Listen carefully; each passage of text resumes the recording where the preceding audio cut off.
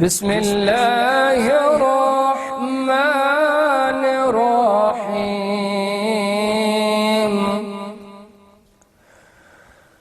ألم تر كيف فعل ربك بأصحاب الفيل؟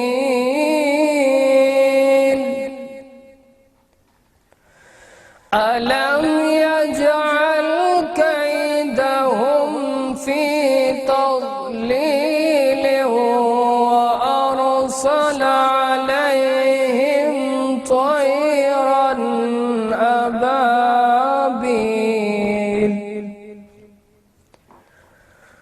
ترميهم بحجارة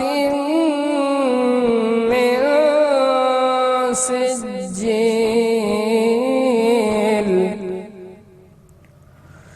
فجعلهم كعصف مأكول.